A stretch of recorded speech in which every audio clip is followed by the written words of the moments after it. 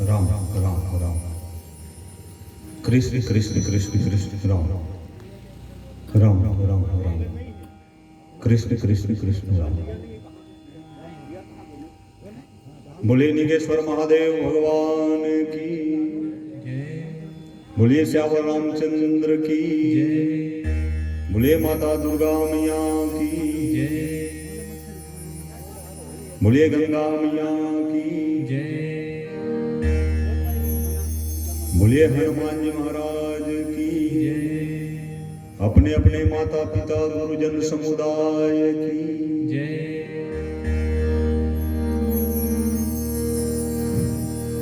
जय जय जय हनुमान की,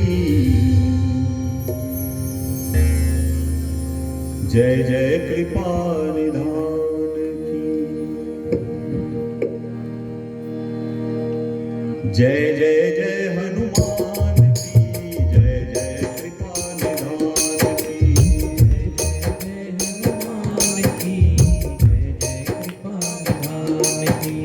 जय जय जय हनुमान की, जय जय कृपा निधान की,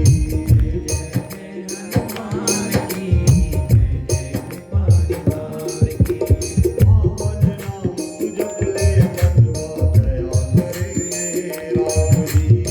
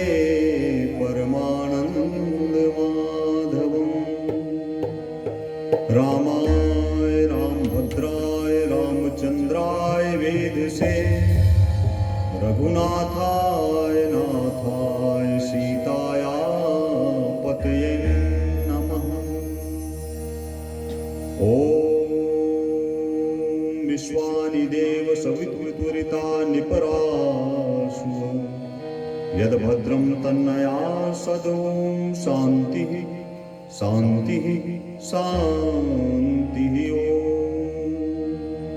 कस्तूरी तिलकम ललाट पटले वक्षस्थले कौस्तुभ्यम नासाग्रे वरमौक्तिकं वेणुर्करे कंकणम सर्वांगे हरिचंदनं सुलितं कंठे च मुक्तावली गोपस्त्री परिवेष्टितो विजिते गोपाल चूड़ामणि व्यासं व्यासकरं वंदे मुनि नारायणं स्वयं यतः प्राप्त कृपा लोका लोकामुक्तः कले गृहात् नारायणं नमस्कृत्य नरं चैव नरोत्तमं देवी सरस्वती व्यासं ततो जयमुदीरयेत् यस्यांके च विभाति भूधरसुता देवापगामस्तके भाले बालविधुर्गले च गल्लं यस्योरसि व्यालरात् वन्दे बोधमयं नित्यं गुरुं शङ्कररूपिणं यमासुतो हि वक्रोऽपि चन्द्रः सर्वत्र वन्दते देव देव महादेव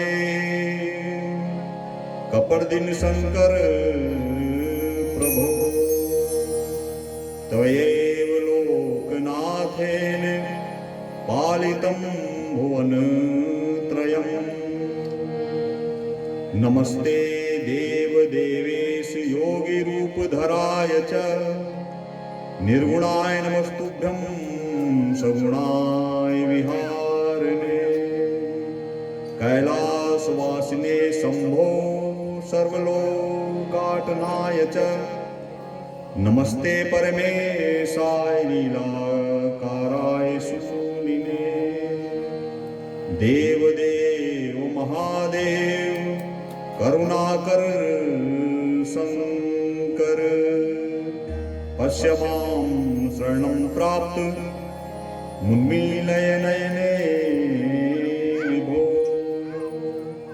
जगदम्ब नमस्तुभ्यं शिवाय च नमस्तुते चंडिकाय नमस्तुभ्यं कल्याणे च नमस्तुते नमो ब्राह्मण देवाय गो ब्राह्मण हिताय च शस्त्रमूर्ते तुभ्यं शस्त्रवाय च वन्दे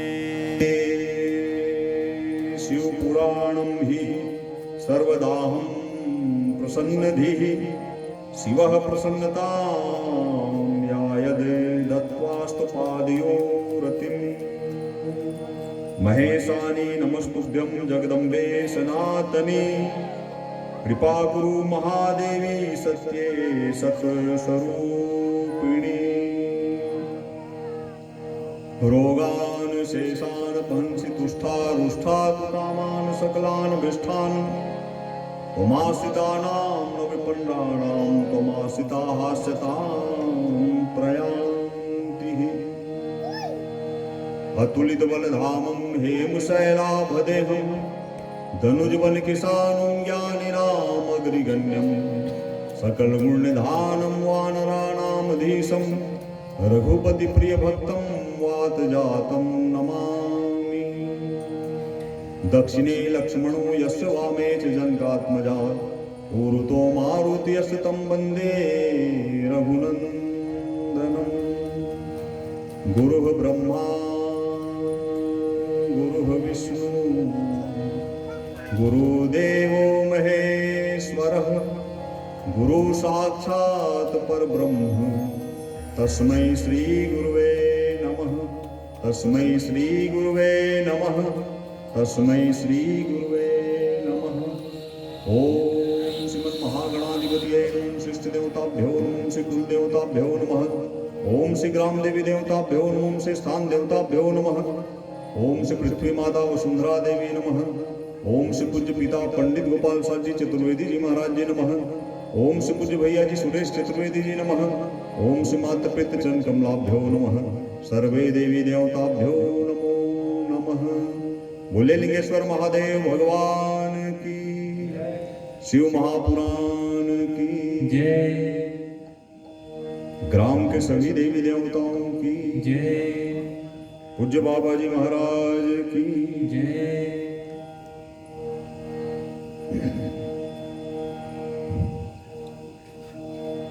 भगवान शिव शंकर की कृपा से धर्मधरा पुण्यधरा अत्यंत आध्यात्मिक भूमि पावन तीर्थ धर्मस्थली अत्यंत आदरणीय निगेश्वर महादेव मंदिर प्रांगण, जहां पर अत्यंत भद्र, अत्यंत शालीन, अत्यंत धर्मानुरागी समूह आदरणीय लिंगेश्वर महादेव मंदिर समिति के सभी सदस्यगण, अत्यंत आदरणीय पूज्य पुजारी बाबा विशंभर दास जी महंत और समीपस्थ सभी ग्राम के सज्जनों भक्तजनों के सत्य संकल्प से आहूत ये शिव महापुराण कथा का आयोजन, इस आयोजन में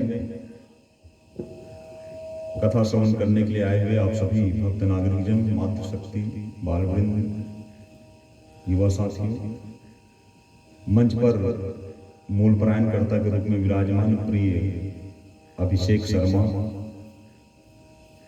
संगीत में सहयोग प्रदान करते हुए प्रिय पूरब और सभी संगीत के साथी जन, प्रिय भूपेंद्र, माइक का संचालन करते हुए प्रिय छोटे लाल और उनके सभी सहयोगी जन, प्रिय प्रतिकेश, और मेरा मन आज बड़ा ही भावुक है। प्रथम दिवस की कथा में मेरे बड़े भैया पूज्य व्यास नारायण चतुर्वेदी जी का भी आगमन मंच पर है, और जहाँ तक मेरी आवाज़ जा रही है और जो सूक्ष्म रूप से भी विराजमान यहाँ के सभी देवी देवता, नाग नर आदि शिवगण जो सब कथा श्रवण करने के लिए उपस्थित हुए हैं, उन सबको कोटि सा प्रणाम करते हुए शिव महापुराण के महात्मा की कथा पर कुछ देर हम सब गोता लगाते हैं।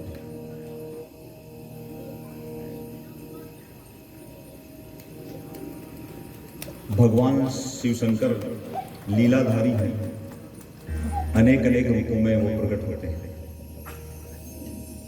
और उन्हीं की ही ये कथा, भगवान शिव शंकर की जो कथा है वो शिव महापुराण में उल्लेखित है। ये शिव महापुराण मोक्षदायिनी महापुराण है। शिव महापुराण में लिखा हुआ है, जन्मांतरेत भवेत पुण्यम मधस्य सुधीमतः तस्य प्रीतिर्भवेत तत्र महाभाग्यवतो मुने। शिव महापुराण में लिखा है कि कई जन्म के जब पुण्य उदित हो जाते हैं तब हमको शिव महापुराण कथा के श्रवण करने का सौभाग्य प्राप्त होता है। कई जन्म के समझने की बात यह है कि हम आप सब लोग एक ही जन्म लेकर के नहीं आए हैं, अभी हमारा जन्म नहीं हुआ। इस प्रकार से हमारा कई जन्म हो चुका है। पुनरपि जन्मम पुनरपि मरणम, बार बार जीव जन्म लेता है और जन्म लेकर के फिर चले जाता है। लेकिन जब वो आता है तो कैसे आता है कि इस जन्म में जो हमने पुण्य किए हुए हैं उस जन्म के फल स्वरूप हमको ये मनुष्य का शरीर प्राप्त है। बड़े पुण्य के बाद मनुष्य का शरीर प्राप्त बताया गया है किसी भी वेद पुराण शास्त्र में। शिव महापुराण में भी लिखा हुआ है, दुर्लभो मानसो देही, ये मनुष्य का शरीर दुर्लभ है। रामायण की कथा में आप सब लोग सुनते हैं कि बड़े भाग मानुष तन पाओ। हम सबका जन्म जो मनुष्य के रूप में हुआ है बड़े भाग्य से हुआ है। इसलिए दो ही चीज दुर्लभ बताया है शास्त्रों में। सभी गुरुजन लोग बोलते हैं, सभी शास्त्रों में लिखा है इस संसार में दो चीज दुर्लभ है केवल। प्रथम चीज तो क्या है कि मनुष्य का शरीर प्राप्त कर लेना। देखो हम सब आप लोग मनुष्य का शरीर प्राप्त करके आए हैं, इसलिए ये जान करके चले कि पिछले जन्म में हमने बहुत सारे पुण्य किए हैं तब मनुष्य का शरीर प्राप्त है। अच्छा, पुण्य ही पुण्य किए होते तो भाई मनुष्य जन्म लेकर के नहीं आते, स्वर्ग में रहते देवता बनकर। केवल पुण्य ही पुण्य हमारे द्वारा पिछले जन्म में हुआ रहता तो स्वर्ग में हम सब देवता बन करके रहते, मनुष्य बन करके क्यों आए? तो ये बात तो तय है कि हमने पुण्य किए हुए हैं, पिछले जन्मों में पुण्य कर रहे थे और हमारा ये शरीर छूट गया, और छूट करके जब हम फिर से देवलोक पर गए तो वहां भगवान ने हमको कहा कि अरे प्राणी, तेरे द्वारा बहुत सारे शुभ कर्म करना बाकी रह गया था, इसलिए मैं तुझको फिर से मनुष्य का शरीर प्रदान कर रहा हूं, जा करके शुभ कार्य कर, जा करके शुभ कार्य कर और फिर मेरे लोक पर। क्योंकि मनुष्य शरीर से जब हम छूटेंगे तो मोक्ष की यात्रा हमारी होती है। देवलोक तो बहुत लोग चले जाते हैं, स्वर्ग, स्वर्ग के बाद फिर वैकुंठ की यात्रा है। तब भगवान ने कहा है कि तू देव बन करके क्या करेगा, तेरे द्वारा तो बहुत सारे शुभ कर्म बाकी हैं, जाकर के शुभ कर्म कर और फिर तेरे को मैं अपना लोक प्रदान करूंगा, शिव लोक प्रदान करूंगा। सबसे उत्तम लोक यदि कोई है, सबसे उत्तम लोक की कल्पना की गई है तो वो शिव लोक है, जहां शिव शिवा निवास करते हैं, शिव और शिवा। इसलिए मनुष्य का शरीर दुर्लभ बताया गया। और दूसरा दुर्लभ चीज बताया गया शास्त्रों में, और सबसे बड़ी दुर्लभ चीज मनुष्य शरीर प्राप्त करने के बाद सत्संग दुर्लभ है। दूसरी चीज सत्संग, बिनु हरि कृपा मिले ही नहीं संता। भगवान की कृपा के बिना संत का दर्शन नहीं हो सकता, और संत का दर्शन कभी कृपा हो गई तो सत्संग मिलता है। भगवान की कृपा होने पर ही सत्संग मिलता है। तो ये निश्चित मान करके चले कि हम सब आपके ऊपर, लिंगेश्वर महादेव समिति और आसपास के गांव के ऊपर भगवान शिव शंकर की अद्भुत कृपा हो गई है, लिंगेश्वर महादेव की। हम सब 7 दिन तक यहाँ सत्संग भी करते हैं, सत्संग करेंगे। ये जो शिव महापुराण है वो भगवान शिव शंकर का वांग्मय विग्रह है। सबसे पहले भगवान शिव शंकर ने ही इस कथा को कहा। भगवान शिव शंकर ने ही सबसे पहले शिव महापुराण की कथा, पहले से पहला यदि कोई कथाकार है इस संसार में तो भगवान शिव शंकर ही है। और उन्होंने किसको सुनाई ये कथा? तो अपनी अर्धांगिनी पार्वती जी को सुनाई है। शंकर जी ने पार्वती जी को ही सुनाई, अपनी अर्धांगिनी सुनाई। थोड़ा विचार करके देखना, हम सब आप लोग कितने बार अपने अर्धांगिनी के साथ कथा कहते हैं? व्यथा ही कहते हैं। हम संसारिक लोग जब बैठ जाते हैं तो नाना प्रकार की व्यथा कहते हैं, लेकिन वो धन्य है जो अपने परिवार में भी बैठ करके कथा करते हैं या कथा का श्रवण करते हैं। हमारे परिवार में हम सब, ये बड़े भैया लोग आए हैं, बड़े भैया जी से ही सब हमने ये सब सीखा। बाबूजी से हम सब ने ये ग्रहण किया, कैसे रहना चाहिए, कैसे सवेरे प्रणाम करना चाहिए। इसलिए ये शिव महापुराण की कथा अद्भुत कथा है। ये शिव महापुराण की जो कथा है भगवान शिव शंकर का वांग्मय विग्रह है। इसमें वांग्मय विग्रह का मतलब क्या है? ये शब्द काया है। भगवान लिंगेश्वर महादेव की कौन सी काया है? शब्द काया है। हम सब प्रतिमा पूजक हैं, प्रतीक पूजक हैं। हम जितने सनातनी हैं वो माता पिता में देव को देखते हैं, वृक्ष में देव को देखते हैं। हम सब किसी न किसी रूप में ईश्वर को पूजित करते हैं। ये जो शिव महापुराण है वो भगवान शिव शंकर की शब्द काया है, शब्द रूपी काया है। इसलिए ये जान करके बैठना यहाँ पर कि आप लोग और किसी के सामने नहीं बैठे हैं, साक्षात भगवान शिव शंकर के सामने ही बैठे हैं। कथा श्रवण करने के लिए बैठे हैं तो साक्षात भगवान शिव शंकर के सामने। ये ऐसा अद्भुत शिव महापुराण है। शिव महापुराण है, इसमें 24,000 श्लोक हैं। 24,000 श्लोक की व्याख्या 7 दिन तक हम सबको सुननी। अद्भुत कथा है इसमें। ये स्तुत्यात्मक है, ये घटनात्मक है। इसमें जल्दी जल्दी घटना घटती है। भगवान शिव शंकर के साथ कैसे कैसे भगवान शिव शंकर ने अपने भक्तों के ऊपर कैसे कैसे कृपा की, उन सब चीजों की ये कथा है। बड़ी अद्भुत कथा शिव महापुराण। कथा का मतलब क्या है? जो जीवन की व्यथा को नाश कर दे उसी को कथा कहते हैं। जो जीवन की व्यथा का नाश करता है वो कथा कहलाता है। और इसलिए शिव महापुराण की कथा अद्भुत कथा है। जैसी शिव महापुराण की कथा श्रवण मात्र से ही मुक्ति है, सुनने मात्र से, पढ़ने से नहीं, सुनने से। इसलिए भैया यदि कोई चीज साधना में पहली चीज कोई बताया गया है तो वो श्रवण बताया गया है। सबसे पहली साधना श्रवण है, सुनना आना चाहिए। और वही हम सब लोग नहीं कर पाते हैं। सुनते क्या है? हम तो बोलने के लिए तैयार हैं। एक शब्द सामने वाला का सुना नहीं रहते, तुरंत हम रिफंड मारते हैं। इसलिए सुनना बताया गया। इसलिए ये सबसे बड़ी साधना है, सुनना। तो श्रवण करना है, कथा का श्रवण करना है। अच्छा, श्रवण करना है तो यदि साधना है, ये श्रवण साधना है। तो साधना की पहली सीढ़ी यदि कोई है तो क्या है, प्रथम सीढ़ी क्या है, कैसे साधना कर सकते हैं हम, तो इसको ध्यान रखेंगे। करैया साक फल कन्ना सुमिरहि ब्रह्म सच्चिदानंदा। यदि कोई साधना करना चाहते हैं सबसे पहले अपना आहार सुधार लीजिए। इसका तात्पर्य है कि आज से लहसुन प्याज इत्यादि खाना बंद कर दीजिए और आहार सुधारिए। कुछ लंद फंद ऐसा ना खाएं कि भाई हम कथा श्रवण नहीं करें। आहार नियंत्रण है, आहार शुद्धि, सत्व शुद्धि।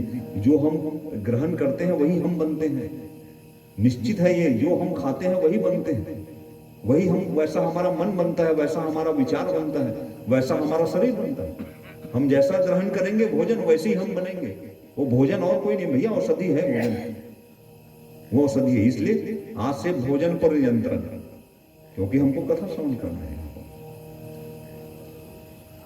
और ये शिव महापुराण की जो कथा है वो अद्भुत बात यह है कि इसमें 7 संहिताएं हैं। सबसे पहले विद्येश्वर संहिता, रुद्र संहिता, शतरुद्र संहिता, कोटि रुद्र संहिता, उमा संहिता, कैलाश संहिता, वायवी संहिता, इस प्रकार 7 संहिताएं हैं। शिव महापुराण का महात्मा की कथा चल रही आज है। इसका परिचय है कि कैसा है महापुराण। 24,000 श्लोक और 7 संहिताएं हैं। इसलिए हुआ क्या था कि प्रयागराज में सौनक इत्यादि 88 ऋषियों का आगमन था। सूत जी महाराज का आगमन हो गया और सूत जी महाराज से सौनक आदि ऋषियों ने प्रणाम करते हुए प्रश्न किया था। गुरु और शिष्य जब मिल जाए तो प्रश्नोत्तरी होनी चाहिए, है। तो पहले प्रणाम करते हुए प्रश्न किया था, हे सूत महाप्राज्ञ सर्व सिद्धांत वित प्रभो आख्याहि में कथा सारम पुराणानां विशेषतयः सदा चास्यस्य सभक्ति विर्भके वर्धे ते कथम सविर्कार निरासस्य सज्जने क्रियन्ते कथम। सौनक आदि ऋषियों ने कहा सूत जी को देख करके, हे गुरुदेव आप हमको कुछ अच्छा सुना दीजिए। देखो हमारा कान दिन भर अच्छा सुनता है क्या? नहीं, नाना प्रकार के चीजें सुनता है, कान गाली भी सुनता है, लंदफंद आवाज भी सुनता है। लेकिन सूत जी महाराज को उन्होंने कहा कि हे गुरुदेव आपका आगमन हो चुका है, आप हमको कुछ अच्छा सुना दीजिए। तो उन्होंने कहा सूतदेव ने कि सदा सेव्या विशेषतः एक शक्ति पुराण से कथा परम पावनी। कहा कि कथा जो परम पावनी है, कलयुग में जो अर्थ धर्म काम मोक्ष चारों पदार्थ प्रदान करने वाली यदि कोई कथा है तो शिव महापुराण की कथा है। उन्होंने कहा कि हे ऋषियों आओ मैं तुमको शिव महापुराण की कथा सुना दूं। भगवान शिव शंकर की अद्भुत लीला इतने दयालु हैं। ओढ़रदानी बताया गया हमारे लिंगेश्वर महादेव को, जो कुछ भी मांगोगे सब मिलता है। और ऐसा कहते हुए क्या कहा, पेयम पेयम स्वर्ण पुटके रमानमाभिरामं ध्येयं ध्येयं सतत मनसा तारकं ब्रह्म स्वरूपम। ये जो कथा है उसको क्या करना चाहिए, एवं पेयम स्वर्ण पुटके, इसको कान के द्वारा पीना चाहिए। कहा सुनना चाहिए नहीं कहा है, सुनेंगे तो इधर से और इधर से निकल सकता है, लेकिन क्या करना चाहिए, पीना चाहिए कहा है नहीं, क्योंकि अमृत है, कथा अमृत है तो उसको कानों के द्वारा हमको पीना चाहिए। जैसे आपको बड़ी गर्मी लग रही है, एक गिलास जल यदि आप पीते हैं तो पूरा आपके शरीर में वो एक बार में ही पहुंच जाता है ठंडकता। उसी प्रकार से इसको कानों के द्वारा पीना चाहिए कहा। और ऐसा कहते हुए उन्होंने महात्मा की कथा बताई। और आज का प्रथम दिवस है, प्रथम दिवस की कथा को संक्षेप में कह करके फिर आरती पूजन करेंगे। तो प्रथम दिवस में जो कथा आती है महात्मा की, ये महात्मा है कि भगवान शिव शंकर के ये शिव महापुराण का क्या महत्व है। जैसे हम बताते हैं लिंगेश्वर महादेव मंदिर स्वयंभू है, इतने सालों से है, हमारे दादा परदादा लोगों से पूजित है, बाबा जी बताते हैं, जब भी बैठते हैं इनकी गाथा बताते हैं। उसी प्रकार से शिव महापुराण की गाथा, ये महात्मा की कथा आती है। तो महात्मा की कथा में क्या हुआ, अद्भुत सी बात है। समुद्र निकटे देशो ग्रामो वास्कल संज्ञेयः वसन्ति यत्र पापिष्ठा वेद धर्मो रितजनः। सौनक जी कहते हैं सूत जी महाराज से कि हे गुरुदेव, आप हमें शिव की महिमा उजागर करने वाले कथा बताइए। इसकी महिमा उजागर करने वाले, भगवान शिव की महिमा उजागर करने वाले कथा बताइए। हमारा मन भगवान शिव शंकर में लग चुका है। हम आप सबका मन भगवान शिव शंकर में लग चुका है। मैं जान रहा हूँ कि बहुत दिन से समिति के हमारे सभी सदस्यगण, अत्यंत आदरणीय बहादुर भाई और उनके सभी सहयोगीगण बहुत दिन से भिड़े हुए हैं इस पर। अत्यंत आदरणीय बाबा जी बहुत दिन से, क्यों कृपा हो गई है। और ये आज प्रथम दिवस पर बैठे। कितने दिन से कितने दौड़ धूप कर रहे थे, तो दौड़ धूप के क्यों कर रहे थे भाई? शिव भगवान शिव में मन लग गया। हमारा मन भगवान शिव शंकर में लग गया, इसलिए हम ये कार्य करना चाहे कि कुछ अद्भुत कार्य करें। और ये जो पुराण की कथा है वो आपको और कई जन्मों के फल के कारण प्राप्त है। आपने कितना बड़ा पुण्य किया है कि आप केवल नहीं सुनेंगे, आप सबके माध्यम से, बाबा जी के माध्यम से पूरी भीड़ और पूरे आसपास से गांव के लोग शिव महापुराण की कथा सुने। तो क्या कथा बताते हुए कहते हैं कि समुद्र के निकट एक बास्कल नाम का ग्राम है। अद्भुत कथा पर चल रहे हैं, बड़ा ध्यान से सुनिएंगे। बास्कल नाम का एक गांव समुद्र के निकट पर, जहां पर वैदिक पूजा पाठ नहीं करने वाले। एक बात तो तय है कि किसी भी कथा में आप लोग देखेंगे, चाहे सत्यनारायण की कथा हो, बिना ब्राह्मण के कथा की कथा निकलेगी। नारद जी और ब्राह्मण की कथा आती है, इसमें भी एक ब्राह्मण की कथा आ रही है। देखो, पहले से दिन की कथा। लेकिन अद्भुत बात है, वो कैसा ब्राह्मण है, तो वो पूजा पाठ नहीं करता है। जाति से उत्पन्न हो गया बहुत सारे लोग ऐसे जो पूजा अर्चना में ध्यान नहीं करता है। ऐसा दिखाया गया, बड़ा दुष्ट है, भारी दुष्ट है, मदिरा पान करता है। और तो और उस गांव के बहुत सारे लोग ही गलत कर्म में लिप्त रहते हैं। कुल में तो सही पैदा लिया है, लेकिन उस कुल के लायक उसका काम नहीं है। और हमेशा अधर्म करने वाला था वो, पशु बुद्धि वाला था, पशु जैसे उसके व्यवहार थी। और जहां के प्रमुख व्यक्ति ऐसे रहे, उस गांव का तो कुछ ठिकाना ही नहीं है। उस गांव के सभी लोग मांसाहार करने वाले थे, मदिरा पान करने वाले थे। जिस गांव में जो गांव का प्रमुख व्यक्ति है वही सही नहीं है, तो फिर दूसरे कैसे सही है? और तो और लिखा है कि वो इतना दुष्ट था कि वो वेश्यागामी था। मतलब जितने प्रकार के काम, क्रोध, मद, लोभ, मोह, जितने प्रकार के अवगुण हैं, सब उस पर निवास करते। उनकी सुंदर पत्नी थी, बड़ी शुभ लक्षण वाली, उसका नाम चंचुला था। क्या था उसका नाम? चंचुला नाम थी उसकी।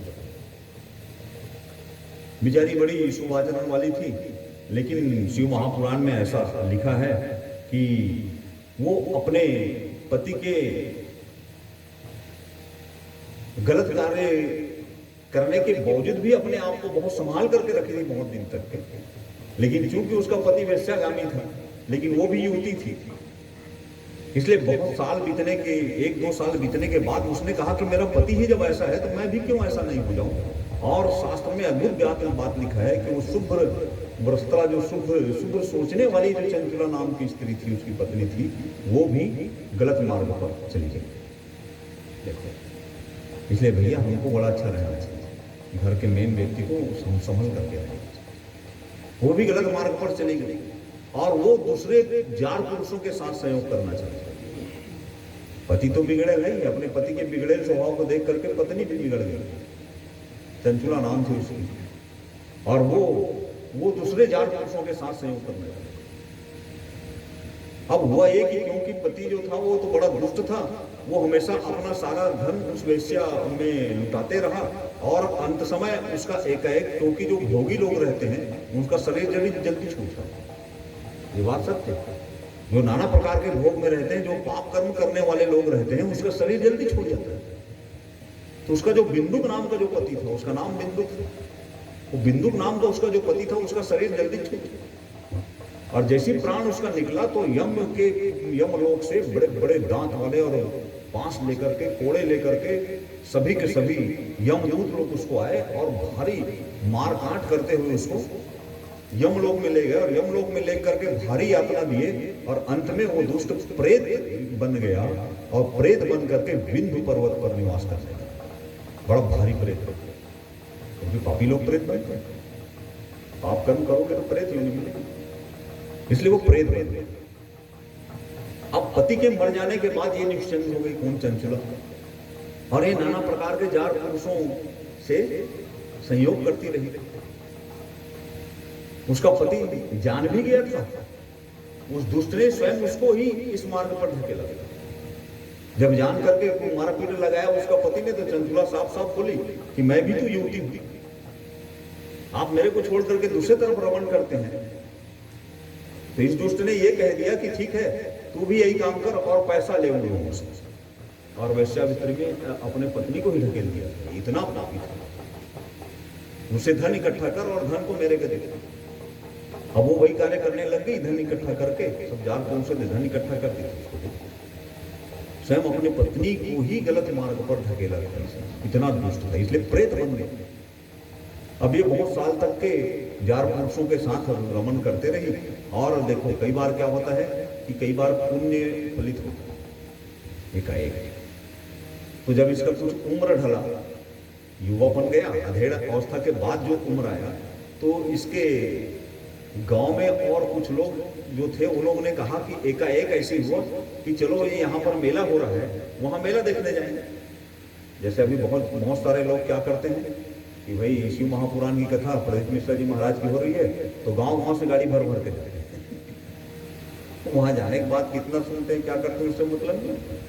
लेकिन दूर दूर से गांव के लोग, कोई गाड़ी है उस गाड़ी में बैठ जाते हैं। कई बार क्या होता है, जो नहीं भी सुनना चाहती वो भी बैठ जाते हैं। तो चलो मेला घूमना चलते हैं, ऐसा कह करके वो लोग सब गोकर्ण तीर्थ के तरफ चले गए। उस गांव से कुछ महिलाएं इकट्ठा हुई और बोले कि वहां तीर्थ है, मेला लगा हुआ है, तो चलो जैसे हमारा मेला लगता है यहाँ पर लिंगेश्वर महादेव में मेला देखने के लिए आते हैं। जैसे अब प्रदीप मिश्रा जी के भागवत बहुत दूर में भी होते रहता है, तो गांव में 8, 10, 20 महिला लोग इकट्ठा हो जाते हैं, पुरुष इकट्ठा हो जाते हैं, गाड़ी करते हैं, चलते हैं। वैसे ही अनायास ही कुछ पुण्य उदित रहा होगा।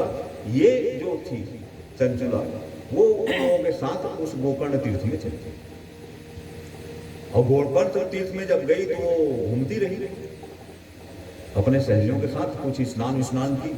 और उसके बाद हुआ क्या कि उसी गोकर्ण तीर्थ में एक श्रोत्री ब्रह्मनिष्ठ जो ब्राह्मण थे, गुरु थे, वो शिव महापुराण की कथा करते। अद्भुत बात है, ऐसा घटना सुने तो किससे सुने? गुरु जी कहते हैं श्रोत्री ब्रह्मनिष्ठ से, किसी भी से सुन रहे हैं। इनका परिवार आया हुआ है, उस तरीके का जिनका परिवार है, जैसा वो रह रहे हैं, उस टाइप के लोगों से कथा सुने। तो वहां एक अद्भुत ब्राह्मण था, महाराज था, गुरु था, वो शिव महापुराण की कथा वहां चलती थी। अब वो महिला जो है, वो चंचला जो है, वो वहां पर ठहर गई, क्योंकि उस दिन उसको वहां रुकना था रात्रि में। तो सवेरे से लोग गए थे, तो स्नान किए, और क्या चल रहा है, तो कथा चल रहा है, सुन लेते हैं, कहीं बैठ करके सुनना चालू कर दिया अनायास। और शिव महापुराण की जब कथा वहां पर चल रही थी, तो जो ब्राह्मण थे, वो जो गुरु थे, जो कथाकार थे, वो अद्भुत कथा कहते थे। कथा कहते कहते, वो कथा कहते हुए उस गुरु ने ये बताया, वो कथावाचक ने, कि जो लोग यहाँ पाप कर्म करते हैं, पृथ्वी लोक पर जो पाप कर्म करते हैं, उसको यम के दूत ले जा करके यम लोक में भारी त्रास देते हैं। और उन्होंने कहा कि जो महिलाएं,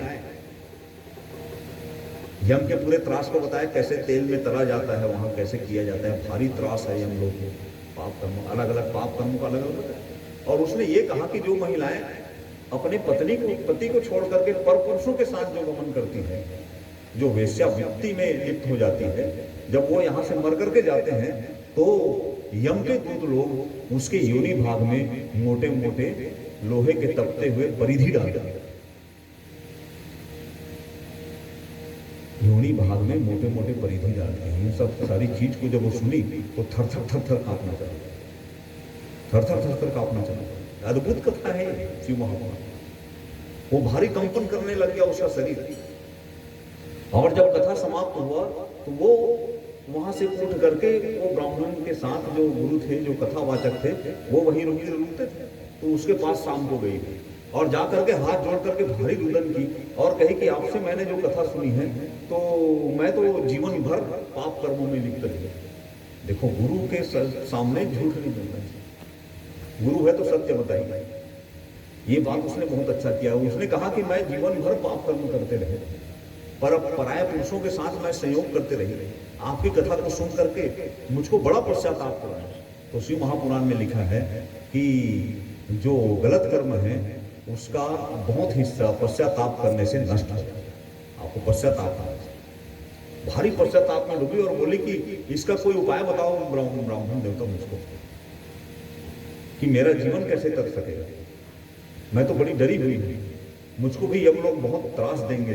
तब उस ब्राह्मण ने बताया कि हे देवी, शोध्यमानम दर्पणम ही यथा भवन्ति निर्मलम तदेत कथायाम चेतो विशुद्धियात्मक संशयम। जैसे दर्पण को साफ करने पर वह साफ हो जाता है, अच्छा उदाहरण दिया है। जैसे दर्पण को साफ करने पर वो साफ हो जाता है, निर्मल हो जाता है, उसी प्रकार शिव पुराण, शिव नाम की महिमा से चित्त शुद्धि, बुद्धि शुद्ध हो जाती है, इसमें कोई संशय नहीं है। सर्व पापों का नाश करने वाला शिव महापुराण की कथा श्रवण करना। और उसने कहा कि तुमको शिव महापुराण की कथा श्रवण करनी है। तब वो चंचुला नाम की महिला ने उनसे बड़ा अनुरोध किया और फिर उसी ब्राह्मण ने चंचुला को शिव महापुराण की कथा पूरी सुनाई, सातों सुनाई है। और जैसी पूरी सुनाई तो वो उसका मन बदल गया। अच्छा बनने के लिए कोई मुहूर्त देखेंगे क्या? उसका तो मन तुरंत बदल गया। अच्छा बनना है, आज से बने, अभी से बने। जिस भी समय मन अच्छा हो जाए, उसका मन बदल गया, उसका मन। और अब वो कैसे रहना चालू कर दी, वो जटा जूट लगाने वाली हो गई, त्रिपुंड लगाया करती थी। सबका महत्व बताएंगे अगले कथा। त्रिपुंड का क्या महत्व है, भस्म का क्या महत्व है, रुद्राक्ष महिमा सब आएंगे। वो त्रिपुंड लगा करके रहती थी, उनके बड़े बड़े जटाएं हो गए, जटा रह गई, और भस्म लगाती थी और भगवान शिव शंकर के ही नित्य पूजन अर्चन में अपना जीवन व्यतीत करना चाहता। शिव महापुराण की कथा से उनका जीवन इतना बदला सुनने से कि वो नित्य निरंतर साधु वेश में रहते, अपने मस्तक पर त्रिपुंड लगा करके उन जटा बना लिया उन्होंने, और भगवा वस्त्र धारण करके अब वो विचरण करते, शिव नाम का सहारा दिया। शिव नाम का बहुत बड़ा सहारा है, शिव नाम का वो जप करते थे। अब धीरे धीरे हुआ क्या कि उसका भी अंत होने का समय आ गया। तो एक अद्भुत बात बता रहा हूँ, शिव महापुराण में लिखा है, जैसे ही उसका अंत हुआ तो शिवलोक से 4 पार्षद दिव्य विमान पर लेकर के आए और चंचुला को दिव्य विमान में बैठा करके भगवान शिवलोक में ले गए। तो शिवलोक में जैसे ही ले गए उसको, तो अद्भुत बात है, शिवलोक में ले गए तो भगवान शिव शंकर कैसे हैं, वो पहले बार देख रहे हैं भगवान को साथ। भगवान शिव शंकर बड़े बड़े जटाएं हैं उनके, चंद्रमा उनके मस्तक पर लगा हुआ है मुकुट के रूप में। भगवान शिव शंकर के 5 मुख हैं, 5 मुख हैं, और सभी मुख में 3-3 नेत्र हैं। कैसे हैं? 5 मुख है भगवान शिव शंकर के और 3-3 नेत्र हैं। और गौरी माँ पार्वती उनके वामांग में विराजित है, ये दर्शन कर रही है। शिव महापुराण की कथा पाप से मुक्त कर देती है। अब वो दर्शन कर रही है, अपार रूप है भगवान का, कर्पूर गौरम, कर्पूर के समान दिव्य गौर वर्ण के भगवान।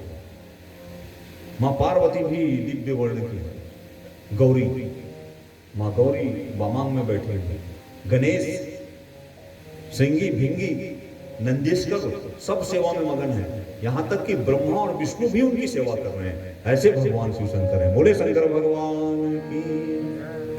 हो मनवारे तू भजले, तू भजले, तू भजले शिव शंकर अविनाशी, भजले शिव शंकर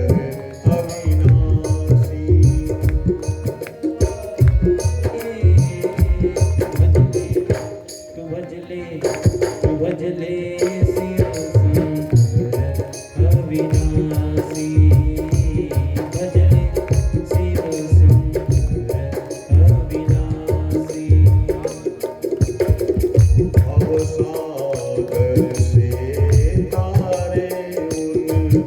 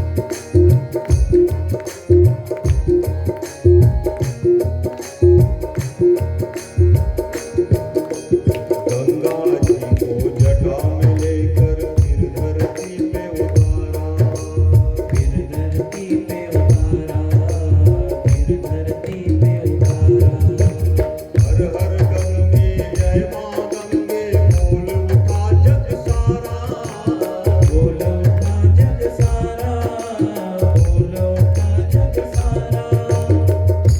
धन्य हो गई तृप्त हो गई, धन्य हो गई, तृप्त हो गई।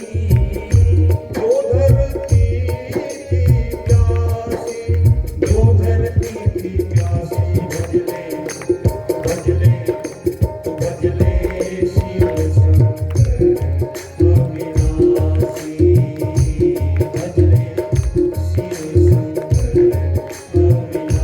अविनाशी।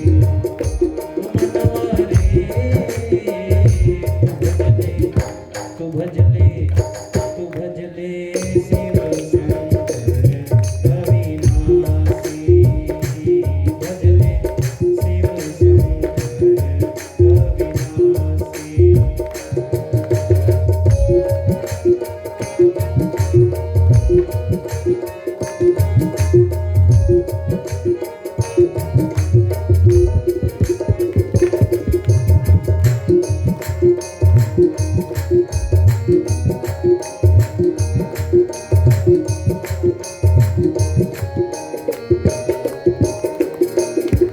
निर्मल जल और बेल पत्र से शिव पूजा हो जाती, शिव पूजा हो जाती, शिव पूजा हो जाती। शंकर जी की भक्ति सदा मन का संताप मिटाती, मन का संताप मिटाती, मन का संताप मिटाती। चंद्रमौली शिव मन में हो तो, चंद्रमौली शिव मन में हो तो। नित्य है पूरनमासी, नित्य है पूरनमासी, भजले भजले भजले शिव शंकर अविनाशी, भजले शिव शंकर अविनाशी। तुमनवारे भजले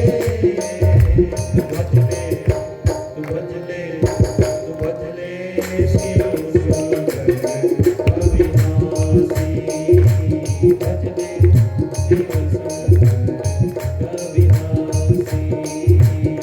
भजले शिव शंकर अविनाशी, भजले शिव शंकर अविनाशी।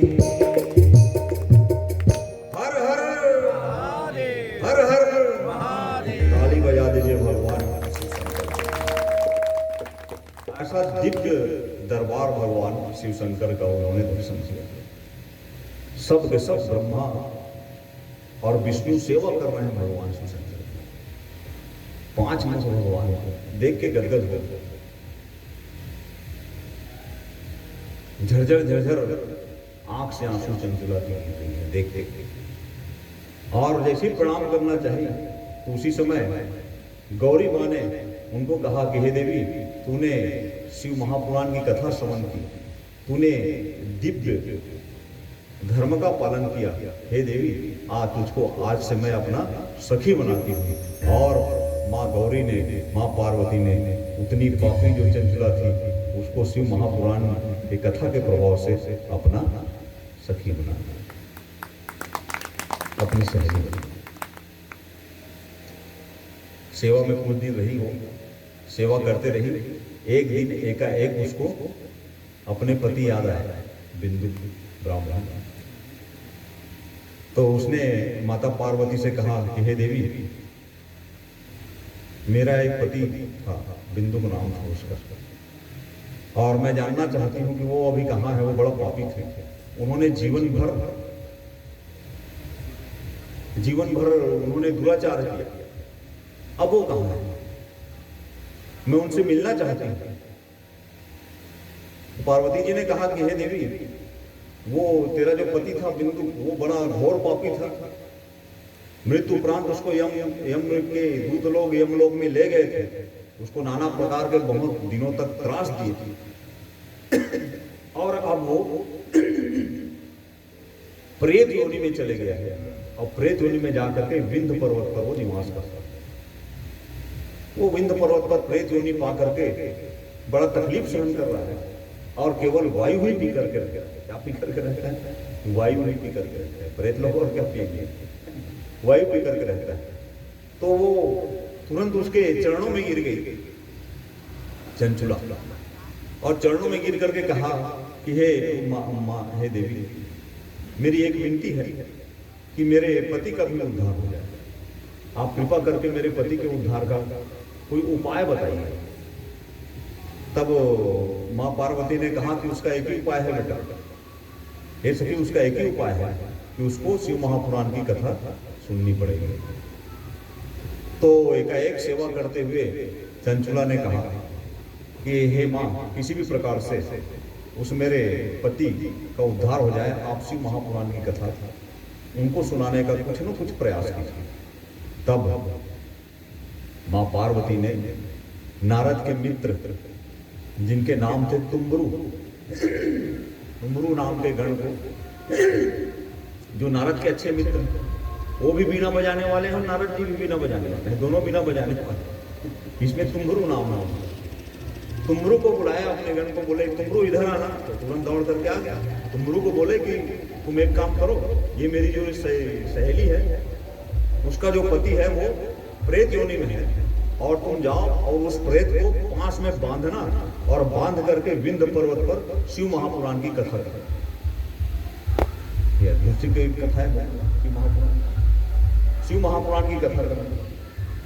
वो तो प्रसन्न हो गया। जैसे आप सब भक्त लोग गए हमारे पास पूरे समिति के साथ बाबा जी, और आप सबने जैसे ही कहा कि भाई लिंगेश्वर महादेव मंदिर प्रांगण में इस साल शिव महापुराण करना है, तो मन हमारा बड़ा प्रसन्न हो नहीं है। क्यों? क्योंकि आप लोगों के सुनने की वजह से मैं आज यहाँ पर कथा कहने के लिए बैठा हूँ। मैं बड़ा नहीं हूँ, सबसे बड़ी बात यह है कि आप सब बड़े बड़े जो यहाँ पर कथा कहने वाला कभी बड़ा नहीं होता है, वो तो कथा कराने वाला, कथा सुनने वाला बड़ा होता है। क्योंकि वो उनमें भारी भारी थी।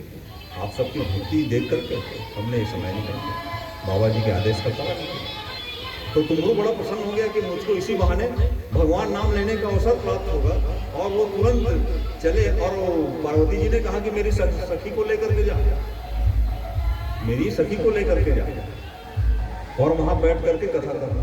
और जैसे ही पता चला, अब जैसे पार्वती माँ ने आदेश दिया तो पता चल गया, पूरे लोकांतर में पता चल गया कि तुम्बरू के द्वारा विंध्य पर्वत में शिव महापुराण की कथा होने वाली है। तो शास्त्र में लिखा है, जहाँ पर शिव महापुराण की कथा होती है वहां सभी देवता बिना बुलाए उपस्थित हो जाते हैं, सारे तीर्थ आ जाते हैं, सारे नदियां आ जाती हैं, कुंभ भी यही हो जाता है। और इससे बड़ा तीर्थ क्या हो सकता है? ये तो तीर्थ है। तीर्थ किसको कहते हैं? तीर्थ उसको कहते हैं जहाँ पर स्वयंभू शिवलिंग हो, जहाँ पर नदी बहती हो और जहाँ पर कोई मुनि वास करते हो। तो हम लोग जो कथा सुन रहे हैं यहाँ पर बैठ करके, वो तीर्थ में सुन रहे हैं। तीर्थ में कथा का लाख गुना ज्यादा फल मिलता है। इसलिए हाथ जोड़ करके प्रार्थना करता हूँ, आप लोग मुझको अपना केवल 7 दिन दीजिए और फिर 7 दिन आप लोग मेरा साथ 7 दिन आप साथ दीजिए। 7 डेज में आप लोगों से मगर 7 डेज आप लोग मेरा साथ दीजिए, भरपूर प्रचार करिए। कोई नहीं आ सकता है तो उसको लेकर के आइए, फिर देखिए कथा का कैसा होगा। क्योंकि यहाँ तो सारे तीर्थ उपस्थित हैं, सारे देवी देवता, सारे लोकांतर के पूरे जगत के देवी देवता लोग वहाँ पहुँच गए। भारी भीड़ हो गई विंध्य पर्वत पर। और विंध्य पर्वत पर तुम्बरू ने वो बड़ा दूसरा बड़ा भारी शरीर से बताते हैं, वो प्रेत इतना बड़ा भयानक था कि पकड़ में नहीं आ रहा था, चिल्लाता था।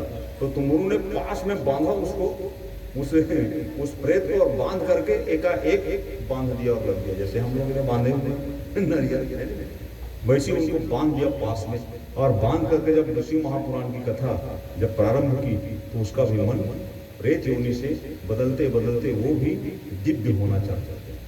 घोर पापी से पापी भी, शिव महापुराण में लिखा हुआ है, यदि कोई गो हत्या का भी पाप कर चुका है, ब्रह्म हत्या का भी पाप जिसके ऊपर लगा है, वो शिव महापुराण की कथा श्रवण करने से उसके ब्रह्म हत्या का पाप भी नष्ट हो जाए।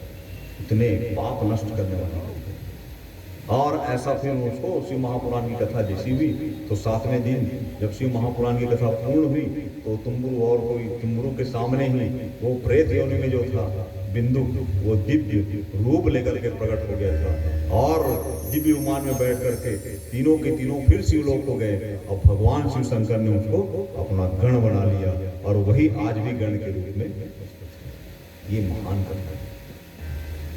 इसलिए ये बात मत समझना कि पति ही हमेशा पत्नी को तारता है, भैया पत्नी भी पति को तार देती है। इसलिए तो लिखा हुआ है देवी दुर्गा जी के सप्तशती में, पत्नी मनोरमा देवी मनोविद्यानुसारिणी तारिणी दुर्ग संसार सागर कुलोद्भव। पत्नी मनोराम देवी, पत्नी ऐसा दीजिए कि वो मेरे भी कुल को तारे और उस कुल को तारे, तारने वाली होनी चाहिए। ये अद्भुत सी भगवान शिव शंकर की कथा इस प्रकार से ये सारी कथा शिव महापुराण की कथा है अद्भुत सी।